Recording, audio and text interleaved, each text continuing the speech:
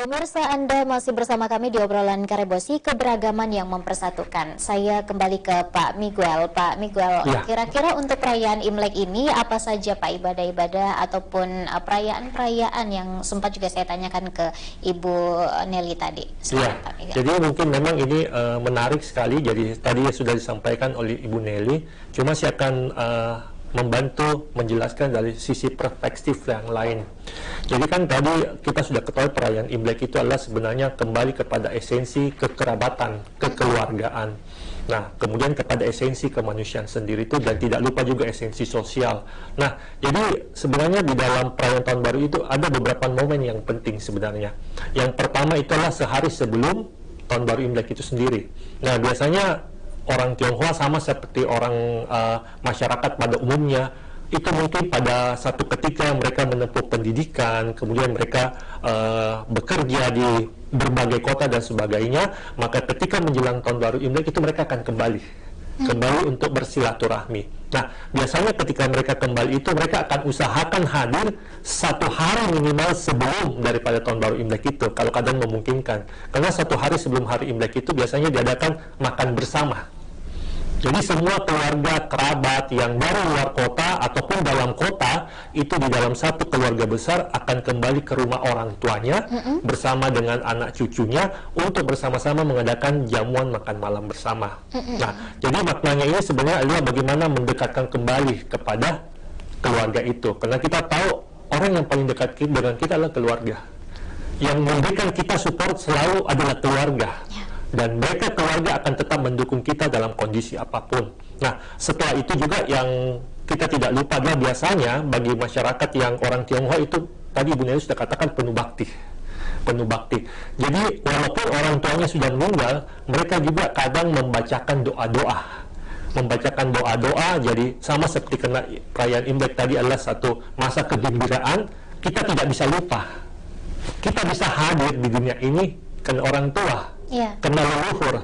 Jadi ketika kita bahagia, jangan lupa kita kirimkan kebahagiaan kita ini kepada mereka. Dan itu dilaksanakan di rumah, Pak? Iya, di rumah. Jadi biasanya juga bagi teman-teman yang mungkin masih memiliki namanya altar leluhur, biasanya pada waktu itu mereka akan mengadakan sembahyang untuk sebagai tanda sukacita untuk mengingat kembali jasa para leluhurnya. Nah, besoknya itu kan hari Imlek.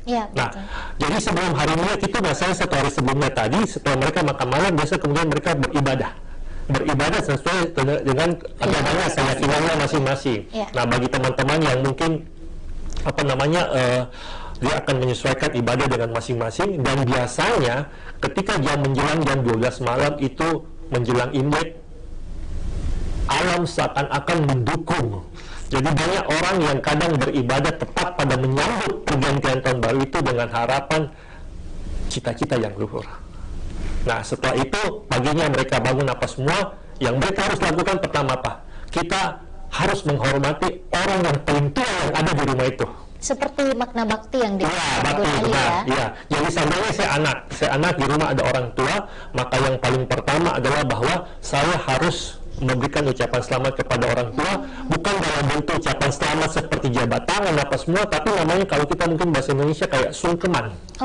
Ya, kita sungkeman, kita memberikan rasa cinta, rasa bakti kita, dan pada saat itu biasanya orang tua akan memberikan pesan-pesan, ujangan bagaimana agar kita bisa lebih baik lagi ke depannya. Nah, tradisi ini tetap berlangsung turun-temurun. Setelah itu, setelah misalnya saya menghormati orang tua, sungkeman orang tua, anak-anak pun saya itu akan memberikan ke orang tuanya, dan saya pun setelah itu saya kemudian akan diberikan sungkeman oleh anak. Nah, biasanya tradisi yang cukup menarik banyak orang kenal itu ampau. Nah,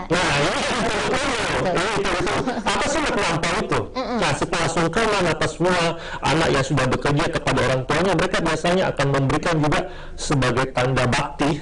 Jadi anak yang bekerja, dia akan memberikan tanda bakti kepada orang tuanya, bukan dilihat dari nilainya, tapi bagaimana kita menghargai, menghormati orang tua yang sudah begitu berjasa kepada kita.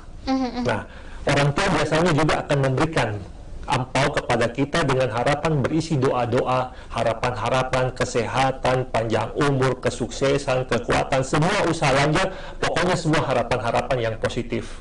Nah, setelah di keluarga sudah selesai, maka kita akan bersilaturahmi ke keluarga lain dalam rumpun yang besar. Nah, biasanya itu agak lebih ramai, agak lebih ramai. Nah, bisa dibayangkan seandainya kalau orang tua punya anak misalnya 8, masing-masing punya anak lagi 2, sudah berapa terkumpul kan? Nah, makanya itu akan berkembang.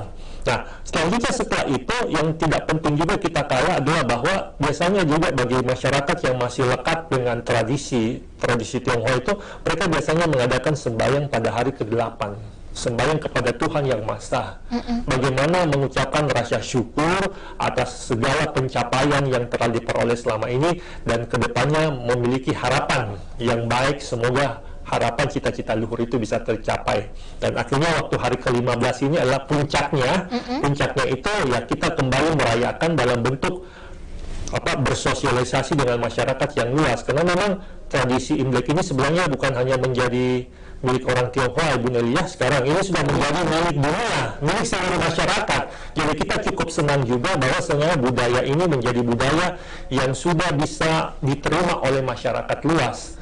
Nah, ini menjadi penting juga, karena bagi kami orang-orang Tionghoa merasa bahwa dengan adanya Imlek dalam perspektif kebangsaan itu adalah bagaimana Imlek ini sebenarnya sudah memberikan satu integrasi yang komprehensif kepada kami orang Tionghoa, bahwa budaya kami itu sudah bisa diterima oleh masyarakat.